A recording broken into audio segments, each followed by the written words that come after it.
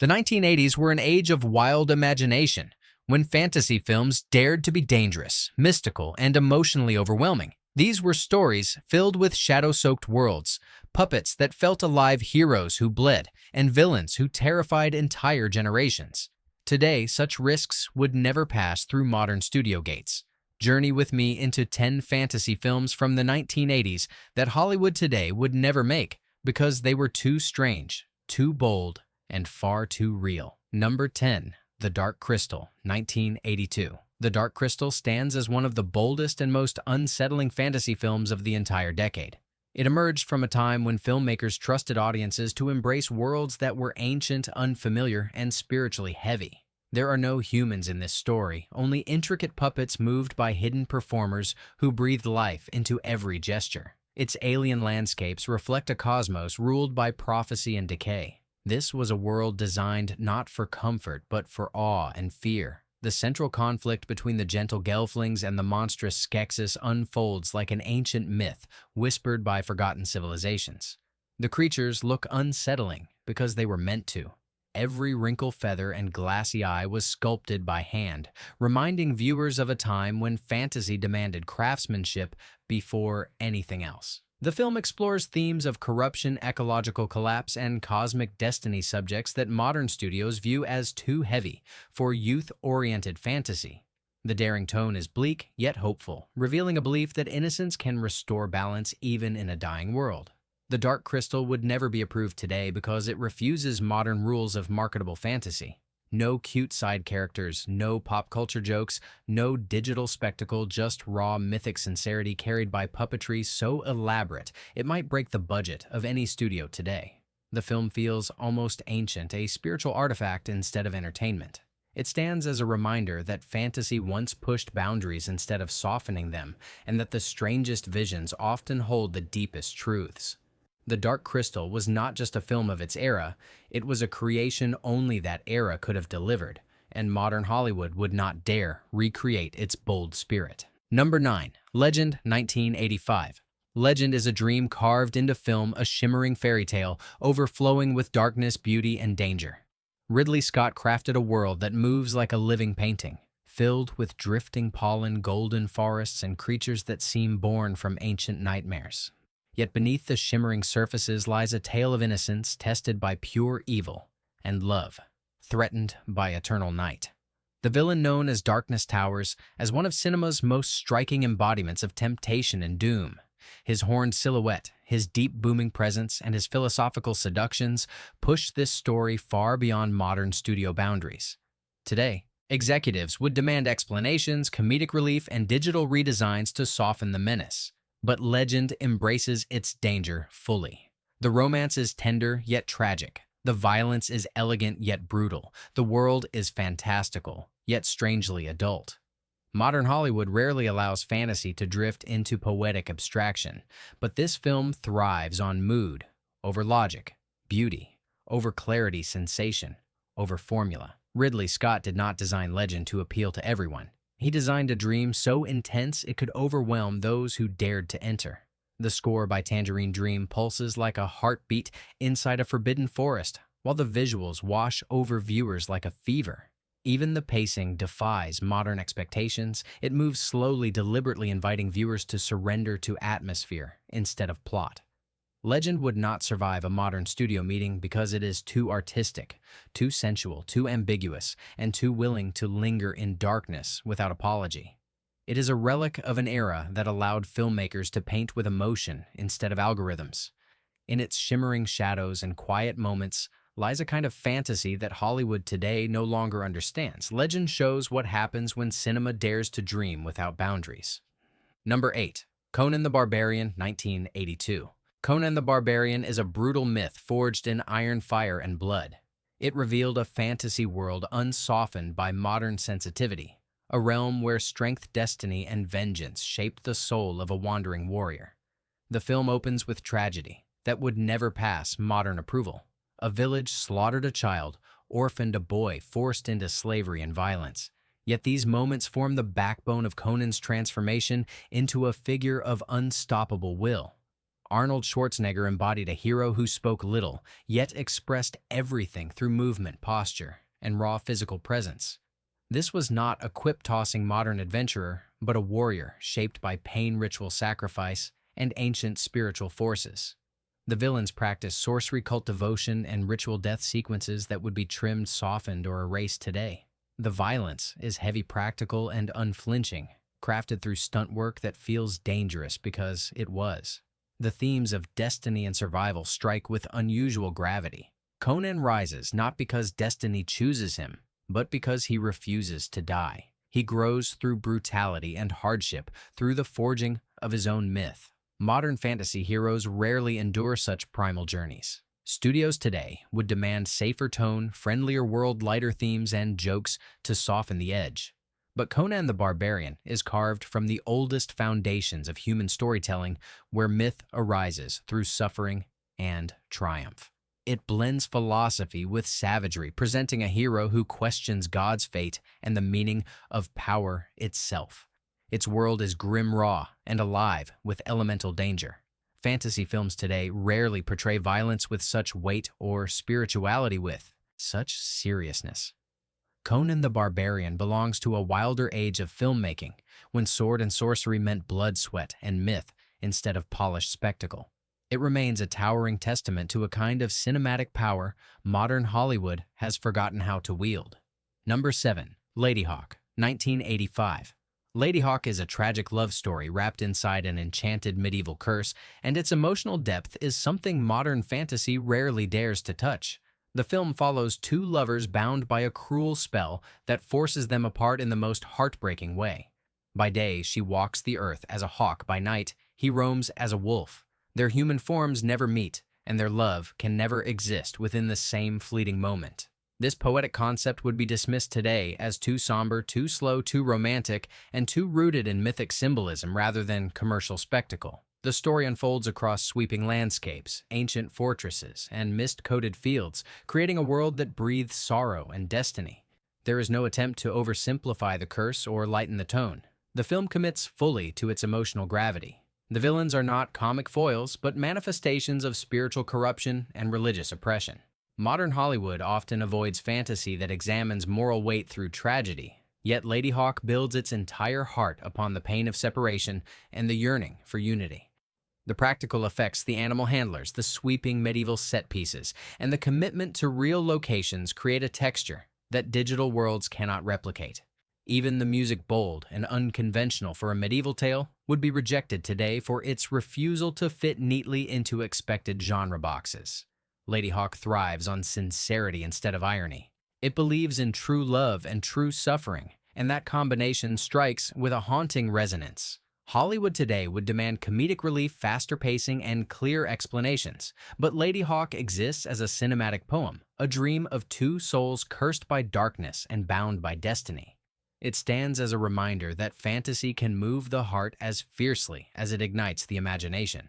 Number 6. Willow, 1988. Willow is a rare blend of whimsy, danger, and mythic adventure crafted during an era when fantasy films had the courage to be both dark and heartfelt. It follows a humble farmer who stumbles into a prophecy that could topple a tyrant and reshape the fate of kingdoms. The journey is filled with terrifying creatures and cruel enchantments that modern studios would refuse to portray with such raw physical presence. Willow relies on practical effects ranging from shape-shifting sorcery to monstrous beasts built by teams of artists rather than computers. The film carries a tone that shifts between fear-wonder and humor without ever feeling forced. Yet what truly sets Willow apart is its willingness to endanger its characters, even the youngest ones, in ways modern Hollywood would never allow.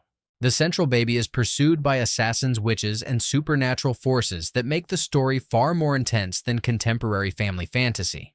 The villains have weight and menace. The heroes bleed sweat and fail before rising to claim their destinies. Willow presents a world where magic is unpredictable, wild, and often terrifying. It is not a polished system with rules and explanations, but an elemental force that can twist bodies, reshape fates, and unleash chaos. Studios today lean towards safe worlds with predictable arcs, but Willow embraces imperfection and emotional sincerity. The film celebrates bravery born from fear and heroism, growing from humility. Its landscapes, real and rugged, give every battle a tactile sense of danger. Its characters feel human because they endure hardship rather than glide through spectacle. Willow belongs to an age when fantasy films trusted audiences to feel deeper truths instead of seeking constant reassurance. It remains a testament to a creative spirit that Hollywood today rarely allows to flourish. Number 5. Krull, 1983. Krull is one of the most audacious fantasy adventures of the 1980s, a film so boldly unconventional that modern executives would shut it down before the first scene was even filmed. It dares to merge mythic medieval fantasy with science fiction, bringing alien invaders into a world of castles, seers, and magical weapons. This fearless blend alone would raise eyebrows today, but Krull pushes even further into territory modern Hollywood avoids. The central weapon, the glaive, is a star-shaped blade, forged from legend and destiny, used not as a simple tool of violence, but as a symbol of unity and sacrifice. The story follows a prince and his bride, destined to rule, yet separated by an interdimensional fortress that moves through time and space. The concept is enormous, dreamlike, and impossible to categorize. Today, studios demand clear formulas, but Krull thrives on imagination without limits. The landscapes stretch across deserts, forests, swamps, and towering mountains, all shot in sweeping real-world locations that give the film a sense of scale. Few digital productions can match. Its creatures, from the shape-shifting slayers to the monstrous widow of the web, were built through practical artistry that looks tactile, unsettling, and alive. Krull also carries a deep emotional core, exploring fate loss and stubborn hope beneath its grand adventure. Characters face betrayal, doomed alliances, and encounters with fatal prophecies that feel far heavier than the tone of most modern fantasy. The film refuses to play safe. It embraces earnest heroism, spiritual myth, and cosmic terror all at once. This fearless blend of genres, emotions, and visual ambition simply would not pass through modern corporate filters. Krull remains a monument to a time when fantasy dared to be strange, beautiful, immense, and utterly unpredictable. Number 4. The NeverEnding Story, 1984. 19. The NeverEnding Story remains one of the most emotionally overwhelming fantasy films ever made because it dares to explore despair, grief, and existential loss with a seriousness that modern family films avoid completely. At its heart, the story follows a lonely boy who escapes into a magical book only to discover that the world inside mirrors his own pain and fading hope. Fantasia is not a whimsical land, but a realm slowly dying under a force called the Nothing, a destructive emptiness born from human apathy. This concept alone would terrify modern studios. The villain is not a creature that can be slain, but the collapse of imagination itself. The journey of Atreyu is filled with trials that feel brutally real, from the sinking of Artax in the swamps of sadness to the relentless pursuit of the monstrous Gmork. These moments are not softened or coated in irony. They hit with emotional weight because the film respects the fears of children instead of shielding them. The practical effects create creatures that look both beautiful and haunting, contributing to a world that feels alive and fragile. The themes of sorrow, courage, and self-belief are presented with a quiet reverence that modern fantasy rarely attempts. No jokes interrupt the grief, no bright spectacle drowns out the introspection. The NeverEnding Story asks young viewers to confront darkness and understand that despair can only be defeated by imagination and inner strength. Today, such themes would be deemed too philosophical, too heavy, and too unmarketable. But this film proves that fantasy can be a vessel for emotional truth instead of mere entertainment. The NeverEnding Story stands as a testament to a time when filmmaking treated children as thinkers, dreamers, and warriors capable of facing the void and choosing hope. Number 3. Excalibur, 1981. Excalibur is a savage, mystical retelling of the Arthurian legend so raw and spiritually intense that modern studios would recoil from its uncompromising vision. John Boorman crafted a film drenched in symbolism, ritual, and primordial power, portraying Camelot not as a shining kingdom, but as a dream carved from violence, desire, and prophecy. The armor glimmers like mirrors, the forests glow with emerald magic, and every scene pulsates with the weight of myth. This is not a sanitized retelling. It is a tale of lust, corruption, betrayal, and ultimate devastation. The knights are not noble paragons, but flawed men shaped by destiny and temptation. Merlin is not a kindly mentor, but an ancient, unpredictable force who speaks in riddles and guides events with unsettling detachment. The film features battles that feel muddy, brutal, and tragic, along with mystical sequences that seem pulled from forgotten texts of ancient ritual. Excalibur embraces magic as something wild and dangerous, rather than structured or friendly. Modern Hollywood prefers fantasy that reassures audiences, but this film confronts the darkest impulses of power and the steep price of kingship. Its sensual elements, violence, and spiritual intensity would be heavily censored today. The use of real armor, real forests, real fire, and real brutality grounds the fantasy in a physical world that digital effects cannot imitate. Excalibur does not try to modernize or soften the legend. It treats Arthur's tale as a sacred myth filled with cycles of rise and ruin, showing humanity's eternal struggle between glory and decay. Such an unapologetically operatic vision would never survive the corporate filters of today. Excalibur remains one of the purest expressions of myth brought to film, a storm of steel magic and heartbreak echoing across ages. Number 2. The Beastmaster, 1982.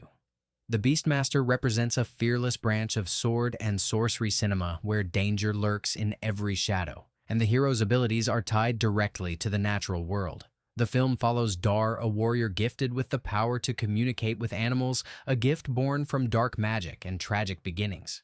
His journey moves through burning villages, cult rituals, grotesque monsters, and strange prophetic visions. This tone of primal violence and mystical surrealism is something modern Hollywood avoids entirely. The villains perform human sacrifices while robed priests chant in torchlit chambers. Strange humanoid creatures dissolve victims into piles of bones. These images were crafted using practical effects that look disturbingly real because they rely on physical texture and detail. Dar's bond with the animals is portrayed with sincerity, not treated as a comedic gimmick. His struggles unfold across vast deserts, treacherous fortresses, and deadly caverns where every triumph is earned through sweat, blood, and willpower. Today, such a film would be considered too dark, too risky, too unsettling for mainstream fantasy. The violence would be toned down, the spiritual elements removed, and the emotional stakes replaced with safer, cleaner narratives. The Beastmaster embraces a world where nature is both ally and threat, where magic is wild and unpredictable, and where heroism rises from raw survival rather than destiny. Its unpolished edges give it a haunting power, and its imagery sticks with viewers long after the credits roll. This film exists as a time capsule of an era when fantasy could be dangerous and strange, and when storytellers trusted audiences to handle the darkness. Modern Hollywood would never allow such a feral, mythic journey to reach the screen again. Number 1. Clash of the Titans, 1981. Clash of the Titans stands as the final great monument to handcrafted myth-making, a film that represents everything modern Hollywood no longer dares to attempt. Ray Harryhausen poured the full power of his imagination into this story, creating creatures that felt alive because they were sculpted, painted, and animated by human hands rather than generated by digital shortcuts. The stop-motion movements, the textured skin, the luminous eyes, and the tangible presence of every monster give the film a sense of physical wonder, missing from contemporary spectacle. The story itself follows Perseus through a world of vengeful gods' cursed destinies, petrifying creatures, and trials designed to break both body and spirit. Modern studios would never allow a fantasy film to treat mythology with this level of seriousness and sincerity.